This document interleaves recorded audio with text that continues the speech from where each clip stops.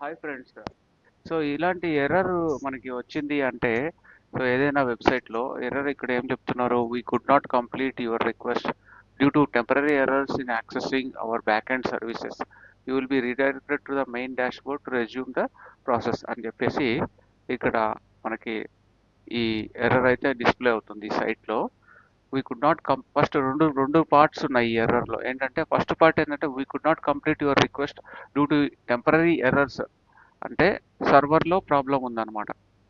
ఇంకోటి ఏంటంటే, ఒకవేళ సర్వర్లో ప్రాబ్లం ఉందంటే ఇట్లా రీడైరెక్ట్ చేశారు చూడండి. మళ్ళీ ఈ పర్టికులర్ ఏదైతే ఒక వెబ్సైట్ హోమ్ పేజ్కి రీడైరెక్ట్ చేశారు. సో ఇది సెకండ్ పార్ట్. అంటే ఇది మంచిదే. అంటే ఫస్ట్ ఒకవేళ ఎర్రర్ వచ్చినప్పుడు ఆ ఎర్రర్ని చూపించిన తర్వాత హోమ్ పేజ్కి రీడైరెక్ట్ చేశారనమాట. సో ఆ విధంగా మనము సర్వర్ సైడ్ కన్ఫిగర్ చేయొచ్చు. ఏదైనా ఒక వెబ్ సర్వర్లో మనం ఒకవేళ ఏదైనా సిస్టమ్ అప్లికేషన్ పనిచేయట్లేదు అంటే అప్లికేషన్ ఎర్రర్ డిస్ప్లే చేసి, సో ఇక్కడైతే ఎలాగైతే వాళ్ళు డిస్ప్లే చేశారో బ్యాక్ ఎండ్లో ఇష్యూస్ ఉన్నాయి అని చెప్పి ఆ ఎర్రర్ మెసేజ్ డిస్ప్లే చేసిన తర్వాత మళ్ళీ హోమ్ పేజ్కి రీడైరెక్ట్ చేయొచ్చు అనమాట. సో ఆ విధంగా మనం కన్ఫిగర్ చేయొచ్చు. ఇంకా ఎర్రర్ పార్ట్కి వస్తే కనుక బ్యాక్ ఎండ్లో ఇష్యూస్ వస్తున్నాయి అంటే ప్రాబబ్లీ ఒక రీజన్ ఏమై ఉంటుందంటే కనుక వాళ్ళకి ఆ, ఈ ఈ యొక్క ఆ, మన ఎక్కువగా రిక్వెస్ట్ ఒకేసారి సైమల్టేనియస్గా చాలా మంది లాగిన్ అయ్యారు అనుకోండి, అప్పుడు సర్వర్ అనేది చాలా స్లో అయిపోవడం కానీ, అంటే రీసోర్సెస్ బ్యాక్ ఎండ్లో మనకి మెమరీ అనేది ఎగ్జాస్ట్ అయిపోతుంది సర్వర్లో.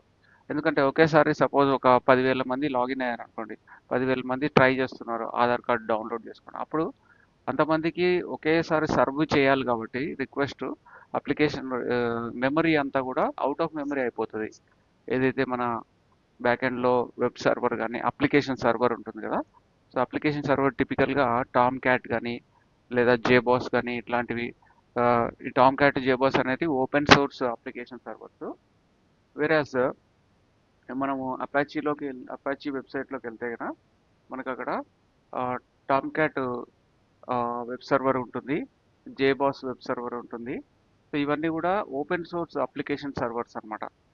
So open source application servers కాబట్టి అదైనా ఉండొచ్చు. లేదు అంటే కనుక మనకు ఆ, ఒకవేళ కమర్షియల్ అప్లికేషన్ సర్వర్స్ ఉంటాయి కదా, కమర్షియల్ అప్లికేషన్ సర్వర్స్ అయితే ఇక్కడ వెబ్ స్పియర్ అని, వెబ్ లాజిక్ అని ఇట్లా అప్లికేషన్ సర్వర్స్ ఉంటాయి. సో ఫస్ట్ మనము ఈ ఈ యొక్క టామ్ క్యాట్ అప్లికేషన్ సర్వర్ని చూద్దామంటే జనరల్గా సో గూగుల్లోకి వెళ్ళి డౌన్లోడ్ టామ్ క్యాట్ అని కొట్టామనుకోండి, సో ఇట్లా మనకి డౌన్లోడ్ చేసుకోవచ్చు Tom cat application server.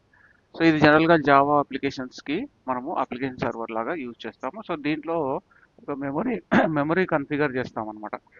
So memory ఒక లెటర్స్ 16 GB అట్లా కన్ఫిగర్ చేస్తాము అప్లికేషన్ సర్వర్లో. సో అది 16 GB కూడా సరిపోకపోతే కనుక అప్పుడు ఎర్రర్ అనేది డిస్ప్లే అవుతుంది. అప్లికేషన్ సర్వర్ ఎర్రర్స్ ఇష్యూ చేస్తుంది, అది మనం చూపిస్తాం యూజర్కి. సో అదనమాట. సో ఇంకా చివరిగా మనం చెప్పుకోవాలంటే కమర్షియల్ అప్లికేషన్ సర్వర్స్ కూడా ఉన్నాయి. ఫర్ ఎగ్జాంపుల్ మనం ఇక్కడ చూసినట్టయితే commercial application servers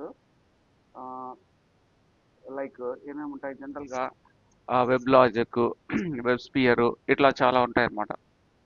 so for example IBM వాళ్ళకి చూసుకుంటే ఐబిఎం వాళ్ళది కమర్షియల్ అప్లికేషన్ సర్వర్ వచ్చేసి ఇది వెబ్ స్పియర్ అని ఉంటుంది. సో ఇక్కడ చూసుకుంటే వెబ్ స్పియర్ అప్లికేషన్ సర్వర్లో చూసుకుంటే మనకి వెబ్ స్పియర్ అనేది ఒకటి ఉంటుంది. సో అలాగే ఒరాకిల్ వాళ్ళది వెబ్ లాజిక్ అనేది ఒకటి ఉంటుంది అనమాట. సో ఆ విధంగా మనం చూసుకోవచ్చు. సో కాబట్టి మనకి అన్ని రకాలుగా నాలెడ్జ్ ఉంటే ఏదైనా ఇష్యూ వచ్చినప్పుడు వెబ్ సర్వరా అప్లికేషన్ సర్వరా అనేది మనము చూసుకొని, సో ఇలాగ అవుట్ ఆఫ్ మెమరీ వచ్చింది అంటే కనుక అప్లికేషన్ సర్వర్లో ఎర్రర్ అనమాట. కాబట్టి అప్లికేషన్ సర్వర్కి మనము వెళ్ళి అక్కడ ఈ అప్లికేషన్ జావా అప్లికేషన్ ఎందుకు పనిచేయట్లేదు, దాని మెమరీ ఎలా ఇంక్రీజ్ చేయాలి, ఏదైనా కోడింగ్లో షార్ట్ కట్స్ పెట్టాలా, కోడింగ్ ఇంప్రూవ్ చేస్తే మనకి ఎక్కువ మందికి సర్వ్ చేస్తుందా, ఇట్లాంటివి అనలైజ్ చేసి చూసుకోవచ్చు. So hope this video helps you. Please subscribe to our channel. Thank you.